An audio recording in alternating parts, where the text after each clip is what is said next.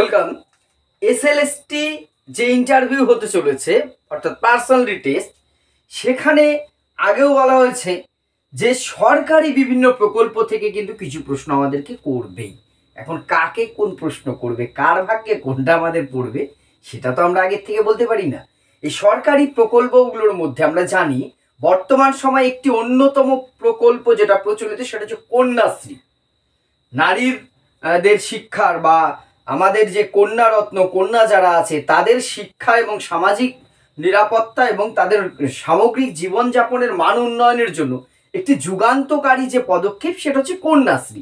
এই কন্যাশ্রী নিয়ে আপনাকে কিন্তু বিভিন্নভাবে প্রশ্ন করতে পারে। এটা কিন্তু আমাদেরকে একদম যতটা সম্ভব জেনে যাওয়ার দরকার আছে। প্রথম যেটা, এবার আপনি বলতে পারেন যে আমি যদি বয়েজ স্কুলে পাই হ্যান ত্যান, দেখুন এগুলো সম্পূর্ণ পরের ব্যাপার। আপনি মহিলা হন, আপনি পুরুষ প্রার্থী হন, আপনাকে কিন্তু এই প্রকল্পটার সাথে আপনাকে কম বেশি একদম পিওর বয়েজ স্কুল বাদে, একদম 12 পর্যন্ত শুধু ছেলেরা পড়ে এইরকম স্কুল বাদ দিয়ে যারা 11-12টাও কোয়েড, সেই স্কুলগুলোতেও কিন্তু কন্যাশ্রীর প্রয়োজন মানে পরিচালনা আপনাকে করতে হবে। যেহেতু এটা বিদ্যালয় শিক্ষার সাথে যুক্ত, এটা খুব খুব ইম্পর্টেন্ট। কবে চালু হয়েছিল কন্যাশ্রী প্রকল্প? আমাদের এই নতুন সরকার আসার পরে পরে 2013 সালে 8ই মার্চ একটি ঘোষণা হয়েছিল যে কন্যাদের শিক্ষার উন্নতির জন্য, ঠিক আছে।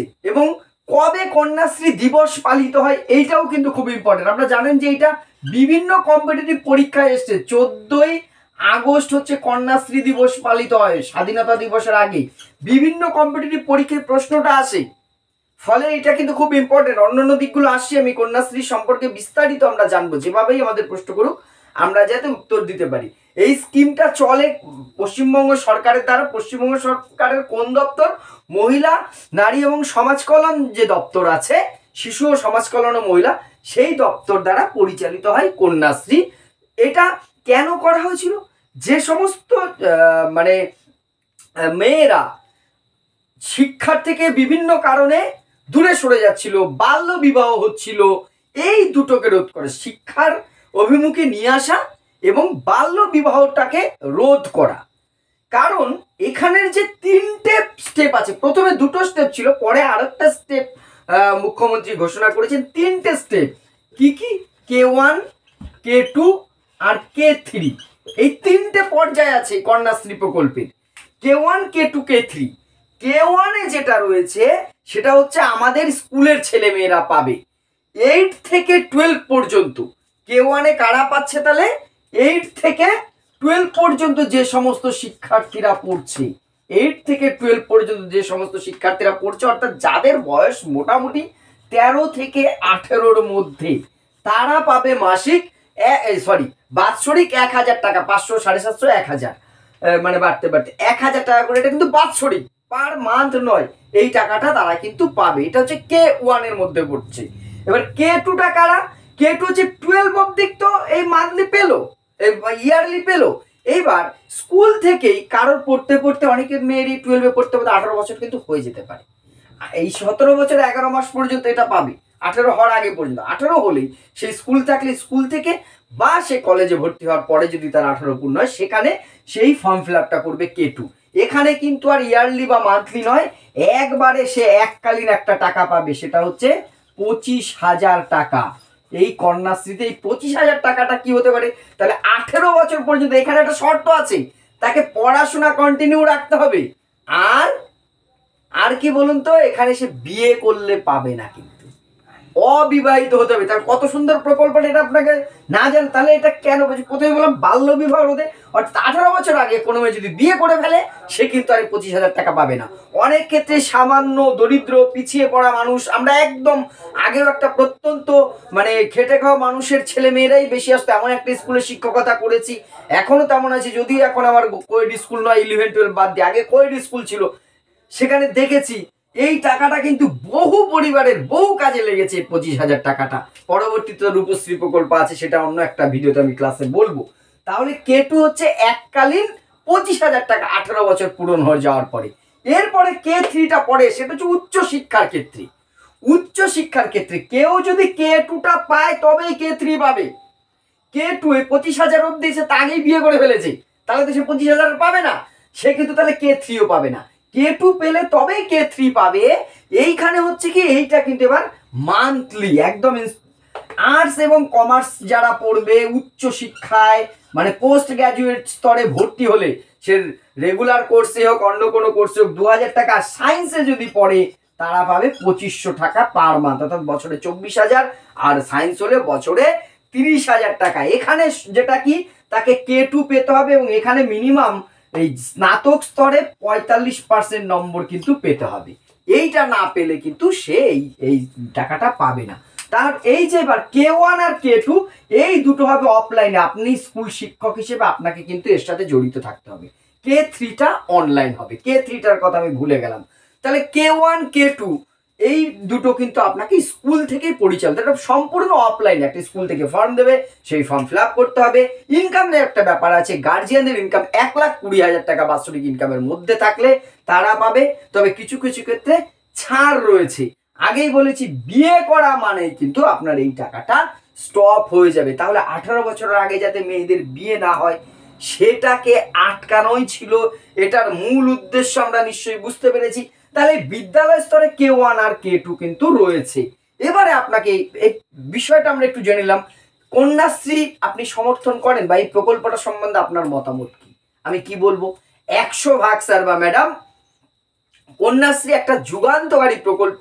শুধু দেশ নয়, সারা বিশ্বে প্রশংসিত হয়েছে, ইউনেস্কো এর প্রশংসা করেছে। কারণ মহিলাদের বা নারীদের বা মেয়েদের শিক্ষাক্ষেত্রে নিয়ে আসা, ধরে রাখা, তার চেয়ে বড় কথা বাল্য বিবাহ যে আমাদের একটা সামাজিক ব্যাধি সমাজে, সেটাকে রোধ করা। অনেক সময় দরিদ্র সন্তান পিতামাতা তারা অসহায় হয়ে বাল্যকালেই দেখা গেছে বিয়ে হয়েছে। প্রচুর ঘটনা এরকম আমরাও দেখেছি।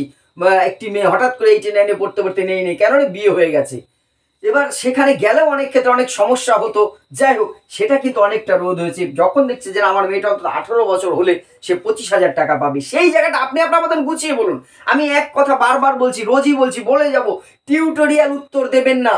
প্রাণ স্যার বলে দিল, অনেক স্যার ম্যাডামরা ভালো ভালো ক্লাস করছেন, তার এটা বুঝুন, আপনার মতন করে বলুন। টিউটোরিয়াল ক্লাস উত্তর নয় কিন্তু, তাহলে কিন্তু বুঝে যাবেন এক্সপার্টরা। সেটা করার থেকে বিরত থাকুন, আপনি নিজের মতন বলুন। তাহলে অবশ্যই আমি সমর্থন করি। কন্যাশ্রী প্রকল্পটা একটা ঐতিহাসিক যুগান্তকারী প্রকল্প। এই প্রকল্পে কি হয়েছে, বিদ্যালয় ছুট কিন্তু কমেছে, নারীদের বা মেয়েদের শিক্ষায় অংশগ্রহণ বেড়েছে, তাদের বিদ্যালয়মুখী করা গেছে। তার চেয়ে বড় কথা যেটা, বাল্য বিবাহ একটা উল্লেখযোগ্য হারে বন্ধ করা গেছে, উচ্চ শিক্ষায় মেয়েদের উৎসাহিত করা গেছে। কারণ যে পরিমাণ আর্থিক সুবিধা সরকার থেকে দিচ্ছে, তাতে করে তাদের কিন্তু সহযোগিতা হচ্ছে। যাদের এতদিন উচ্চ শিক্ষাটা অনেক সময় আর্থিক কারণে পিছিয়ে যেত, তারাও কিন্তু এখন এগিয়ে আসছে। ফলে নারীদের শিক্ষা ক্ষমতায়ন এবং বাল্য বিবাহ রোধে কন্যাশ্রী কি একটি অন্যতম প্রকল্প। এবং তাহলে আপনি শিক্ষক হিসেবে কন্যাশ্রীটাকে কিভাবে পরিচালনা করবেন? আমি শিক্ষক হিসেবে কি করব, কন্যাশ্রী প্রকল্পের আওতায় প্রতিটা যোগ্য শিক্ষার্থীর মেয়েরা যাতে এই সুযোগে পড়ে সে বিষয়ে সচেতন হব। এবং যে সমস্ত মেয়েরা কোনো কারণে যদি দেখি বিদ্যালয় ছুট হয়ে যাচ্ছে, অনুপস্থিত হচ্ছে বা পড়াশোনার থেকে দূরে সরে যাচ্ছে, তাদের বা তাদের অভিভাবকদের আমি বোঝাবো যে অন্যান্য সুযোগ সুবিধা প্রকল্প তো রয়েছে সরকার পরিচালিত, বিনামূল্যে শিক্ষা বই খাতা এগুলো তো রয়েছে, মিড ডে মিল। তার বাইরে যে প্রতি বছর পাশ করলে এক শ্রেণী থেকে আরেক শ্রেণীতে উত্তীর্ণ হলে একটা বাৎসরিক ভাতা বৃত্তি পাওয়া যাবে। 18 বছর পর্যন্ত বাল্য বিয়ে যদি না করে পড়াশোনা কেউ কন্টিনিউ করে, সে 25,000 টাকা পাবে, উচ্চ স্তরের টাকা পাবে। শুধুমাত্র তাদের বিদ্যালয়মুখী নয়, সাধারণ যে সমস্ত গ্রামে বা অন্যান্য জায়গায় এখনো বাল্য বিবাহ, অল্প বয়সী মেয়েদের 18 বছরের আগে বিয়ে দেওয়ার অনেক সময় অনেক ঘটনা সামনে আসে। আমি শিক্ষক হিসেবে বা শিক্ষিকা হিসেবে যদি তেমন কোনো খবর পাই বা সামনাসামনি হই, আমি কিন্তু এই প্রকল্পগুলো দিয়ে সেই মানুষকে বোঝাতে সক্ষম হব বলে আমি আশা করি। তাহলে এই কন্যাশ্রী প্রকল্পটা আমি প্রথমেই আগেও বলেছি যে কোনো সরকারি প্রকল্পের কিন্তু আমরা বিরোধিতা করব না, আমার পছন্দ হোক না হোক। আর এই প্রকল্পটার বিরোধিতা করার দেখুন আমি আপনি বা আমি কোন রাজনৈতিক দলের সমর্থন করি না করি সেটা আলাদা জায়গায়। ভালোকে ভালো খারাপকে খারাপ বলার স্পষ্ট ধারণা আমাদের। কন্যাশ্রী প্রকল্প অবশ্যই আমাদের দেশের মতন দেশে, আমাদের রাজ্যের মতন রাজ্যে একটা যুগান্তকারী প্রকল্প। এটাকে আমরা কিন্তু চরমভাবে সমর্থন করবো। এবং এইটাকে আপনি কিভাবে বলবেন, আপনি নিজে নিজে রেডি রাখুন। কোন অ্যাঙ্গেল থেকে প্রশ্ন করবে সেটা তো আমি বলে দিতে পারবো না। আপনিও জানেন না। আপনাকে এমন হতে পারে এটা থেকে কোনো প্রশ্ন নাই করতে পারে, কিন্তু আবার আপনাকে করতেও পারে। কার ভাগ্যে কোন প্রশ্ন হবে সেটা বলা যায় না। এর বাইরে আর একটা বিষয় যেটা আসে, খুব গুরুত্বপূর্ণ একটা প্রশ্ন সামনে আসে, সেটা হচ্ছে পাশ ফেল প্রথা, যেটা বর্তমানে প্রচলিত, মানে পাশ ফেল নেই। আপনি কি এটাকে সমর্থন করেন? কি করবেন? অবশ্যই সমর্থন করি, নাকি মনে মনে আমরা সবাই গাল দিই? এটা কিন্তু অস্বীকার করতে পারবে না যে পাশ ফেল উঠিয়ে যে কি ক্ষতি হয়েছে শিক্ষার। যারা গ্রাসরুট লেভেলে আমরা শিক্ষা নিয়ে কাজ করছি, আপনি আমি কম বেশি আমরা কিন্তু জানি, কিন্তু তবুও পাশ ফেল প্রথাটাকে আমি অবশ্যই সমর্থন করি। কেন? এই পাশ ফেল প্রথাটা চালু হয়েছিল কি, আমি এই আইনটা নিয়ে পরে একটা ক্লাসে বলবো। অনেকে রিকোয়েস্ট করেছে, রাইট টু এডুকেশন অ্যাক্ট 8টি 2009, সেখানে বলা হয়েছে পাশ ফেল প্রথম থেকে অষ্টম শ্রেণী পর্যন্ত, অর্থাৎ 1 থেকে, যেটা আমাদের সংবিধানে বলা আছে। ভারতের সংবিধানে কি বলা আছে? 45 নং ধারায়, এটা পরে যদিও এটা অন্য ধারায় যোগ হয়েছে, আমি ডিটেলস বলবো বলেছি অন্য একটা ক্লাসে। 45 নং ধারায় বেসিক্যালি যেটা বলা হয়েছিল, সংবিধান কার্যকরী হওয়ার 10 বছরের মধ্যে দেশের 6 থেকে 14 বছর বয়সী, 6 থেকে 14 মানে 6 বছর বয়সে আমাদের 1-এ ভর্তি হয়, আর 14 বছর মানে 8 ক্লাস পড়বে, 1 থেকে 8। এই জন্য বয়সটা হচ্ছে 1-এ ভর্তি হচ্ছে 6, আর 8 অব্দি পড়তে পড়তে 8 আর 6 14, 6 থেকে 14 বছর বয়সী, অর্থাৎ 1 থেকে 8 পর্যন্ত সকল শিশুকে অবৈতনিক বাধ্যতামূলক শিক্ষার ব্যবস্থার কথা বলা হয়েছে। কিন্তু হলেও এতদিন সেটা অধিকার হিসেবে ছিল না। রাইট টু এডুকেশনে কি করা হলো, শিক্ষাকে অধিকারের পর্যায়ে আনা হলো, এবং সেখানে বলা হলো যে পাশ ফেল প্রথা 1, 2, 3, বহু ছেলে মেয়ে ফেল করে যেত। ফেল করার ফলে কি হয়? ড্রপ আউট বেড়ে যায়, স্ট্যাগনেশন যখনই বাধাপ্রাপ্ত হচ্ছে, অনেক ছেলে মেয়ে কি হয়, আমাদের সময় দেখেছি, আপনি ভাবুন, আপনি যখন পড়াশোনা করেছেন, যতজন ছেলে মেয়ে আপনার সাথে 1-এ পড়তো বা 5-এ পড়তো, তারা 8 অব্দি কমপ্লিট করেছে? বহু ছেলে মেয়ে কমপ্লিট করেনি, বিদ্যালয় ছেড়ে দিয়েছে। এই বিদ্যালয় ছুটটাকে কমানোর জন্য কিন্তু পাশ ফেলটাকে চালু করা হয়েছে, যাতে করে যখন ফেল করবে একটি ছেলে মেয়ে, যখন ফেল কি ব্যর্থ হওয়া, আমি আমার সব বন্ধুরা 5 থেকে 6-এ চলে গেল, আমি 5-এ রয়ে গেলাম, আমার ভাইদের সাথে আমি 5-এ পড়বো, বা 2 বছর যদি ফেল করি তাহলে তো কোনো কথাই নেই, একটা লজ্জা, একটা সামাজিক অসম্মান, অনেকেই সেই জন্য আর স্কুলমুখী হয় না। এই বাধাটা দূর করার জন্য পাশ ফেলটাকে তুলে দেওয়া হচ্ছে। 8 পর্যন্ত সবাই পাস। যা খারাপ দিক আছে আমি জানি, এটা নিয়ে হাজার কথা বলা যায়, আমি নিজে পাশ ফেলের প্রথার বিরুদ্ধে, পাশ ফেল চালু হওয়ার পক্ষে, কিন্তু এখানে আমি কি করব, এই প্রথাটাকে কিন্তু সমর্থন করবো যে হ্যাঁ, পাশ ফেল আমাদের প্রাথমিক শিক্ষার অবৈতনিক বাধ্যতামূলক যে বেসিক এডুকেশন, এলিমেন্টারি এডুকেশনের একটা বড় বাধা ছিল।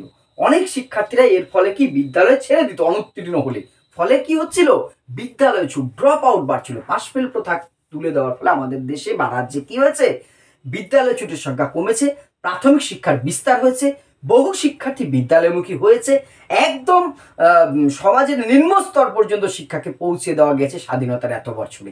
তাই এই পাশ ফেল প্রথাটাকে আমি সমর্থন, পাশ ফেল তুলে দেওয়ার প্রথাটাকে আমি সমর্থন করি। কিন্তু সাম্প্রতিককালে কেন্দ্রীয় সরকার যে নতুন বিধি আনছে, 5ম এবং 8ম শ্রেণীতে আবার একটি পাশ ফেলের প্রথা চালু করার প্রকল্প নিয়ে আসছে 2020-র পরে। একটা কিন্তু রিসেন্টলি শুনেছেন একটা অ্যামেন্ডমেন্ট আসছে, 5ম শ্রেণী এবং 8ম শ্রেণীতে একটা পরীক্ষার ব্যবস্থা থাকবে পাশ ফেলের মতন।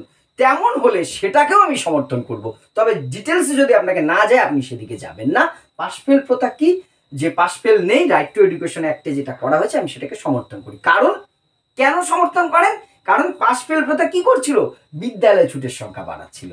কারণ এটা তো স্বাভাবিক, ফেল করলে অনেকেই স্কুল ছেড়ে দিত, যখন ফেল নেই 8 পর্যন্ত তত্তর করে সবাই উঠে যাচ্ছে, সে নাম লিখতে পারুক না।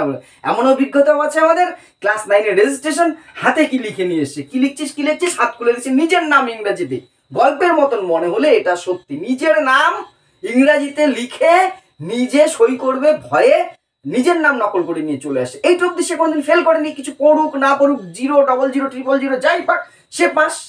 এই যে এই ধারণাটা আমাদের শিক্ষার বেসিক্যালি ক্ষতি করেছে বলে আমি মনে করি। কিন্তু এইটা কিন্তু কখনোই বলবেন না পাশ ফেল প্রথা আমাদের শিক্ষার উন্নতি করেছে, এটাকে বলতে। এরকম বহু প্রকল্প আছে সরকারের, একদিনে বেশি বলে আমি দেখছি গুলিয়ে যাচ্ছি। আমরা ছোট ছোট পার্টে এভাবে যতটা সম্ভব এগিয়ে যাব। তাহলে আজকে আমরা দুটো জিনিস জানলাম, কন্যাশ্রী এবং পাশ ফেল। আমি আবারও বলছি, কোনো টিউটোরিয়াল উত্তর দেবেন না, যা আসবে বিষয়গুলো যেখান থেকে চারদিকে জ্ঞান ছুটে বেড়াচ্ছে আপনি ধরুন, নিজের মতন তৈরি করুন, নিজের মতন ডিল করুন। আপনার বাচনভঙ্গি, উপস্থাপন ভঙ্গি আপনার সাফল্যের চাবিকাঠি, অবশ্যই সফল হবেন। আপনাদের কোনো জিজ্ঞাসা, আমার হাজার ভুল ত্রুটি আছে, সেগুলো অবশ্যই কমেন্ট করে জানাবেন। ধন্যবাদ।